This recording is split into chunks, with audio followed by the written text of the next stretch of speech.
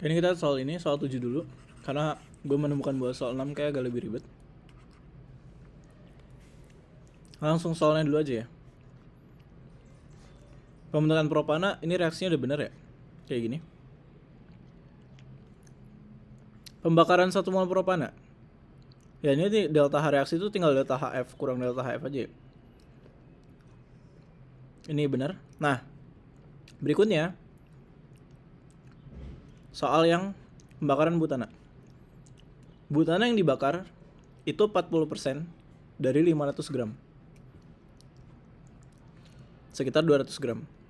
Mol butananya itu sekitar segini, 3,44. Nah, ini soalnya ternyata sederhana ya. Jadi kita punya mol butana 3,44 mol. Nah, kita perlu nyari mol propana juga. Jadi propananya itu kan bentar, ini kayaknya enggak benar. Propananya itu ada 300 gram. Kalau propana itu massa molarnya, propana kan C3H10 ya? Enggak, C3H8. Itu 44. Udah balik, Ki. Udah keluar? Sekitar 6,82 mol. Nah, di sini ada delta H sekitar segini. Sebenarnya bukan delta H sih. Iya, delta H.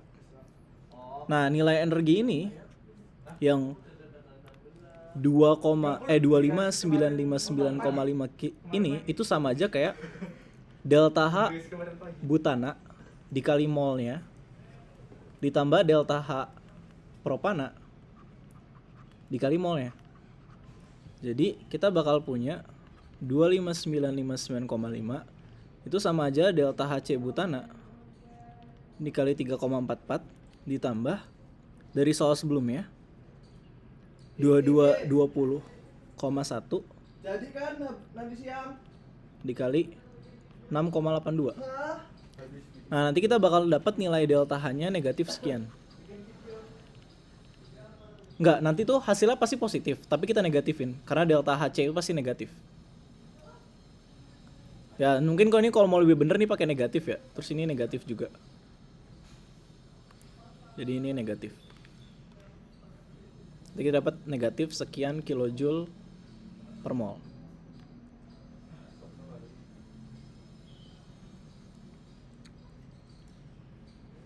Lanjut, diketahui entalpi standar penguapan air itu segini.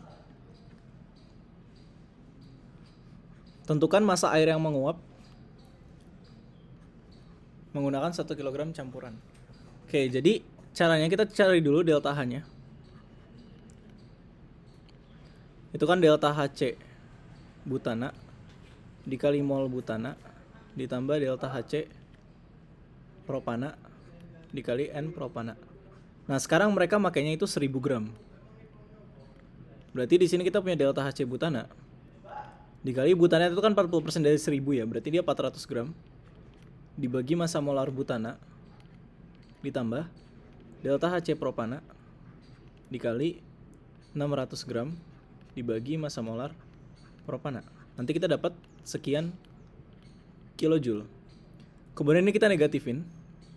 Atau nggak perlu dinegatifin sih, tinggal langsung dibagi aja 44,1. Dinegatifin dulu ya. Jadi jumlah air, pertama mol air dulu. Mol air itu berarti delta H, ini delta HR ya.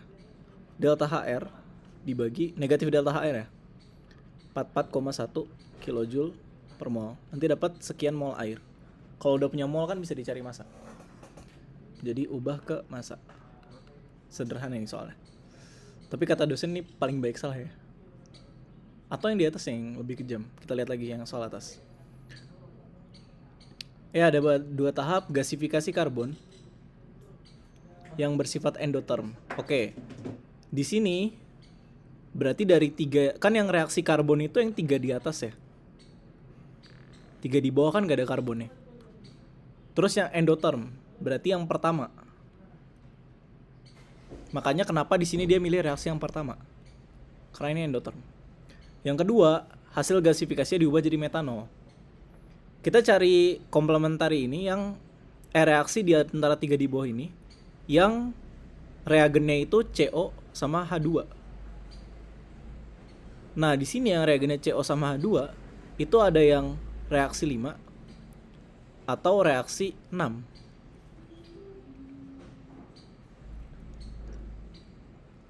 Nah, harusnya nggak masalah ya mau milih reaksi yang kelima atau ke yang 6. Cuman kan reaksi yang ke-6 ngasilin produk samping ya.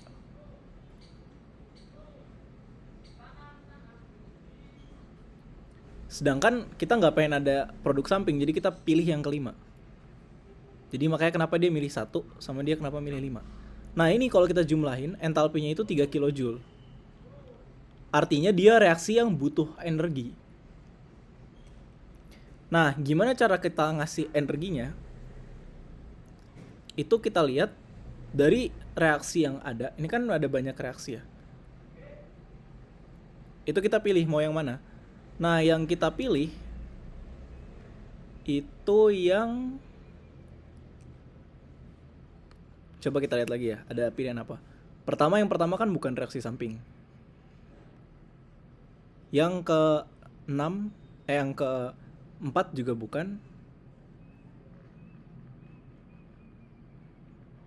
Bukan yang ke-4, Yang ke-5 juga bukan.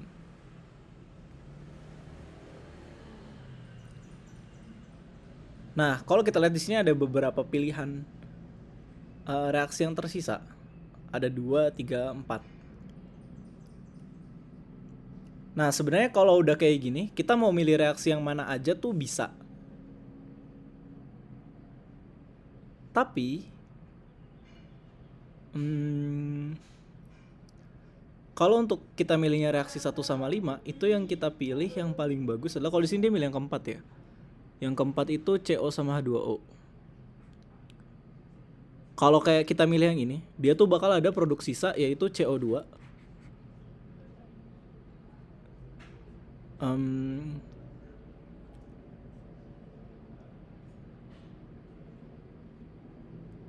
Ini tuh agak bingung sih. Kalau mau awalnya kita milih kombinasi 1,6.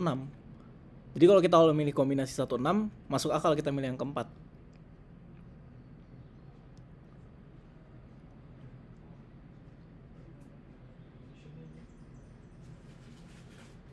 Oh enggak deh, yang berikutnya dia bukan reaksi 5 ya, karena di sini ada H2O. Artinya kita mending pilih reaksi yang ke-6. Jadi di sini kekurangannya, sorry. Oke, ini mungkin enggak, ini masih bisa. Jadi kita pilih reaksinya 1 sama 6. 1 sama 6.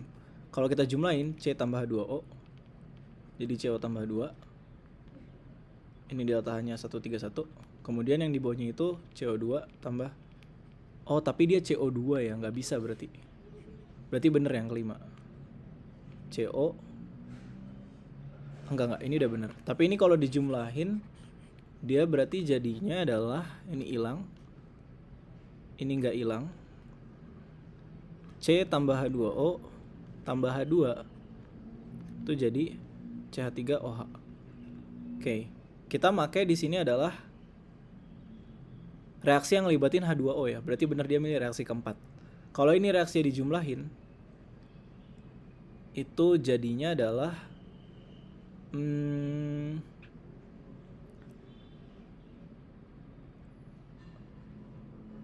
atau sebenarnya ini nggak perlu. Ini udah oke sih, ini bisa diterima. Atau sebenarnya mau milih reaksi mana aja tuh harusnya nggak ngaruh ya, karena kan kita cuma butuh energi.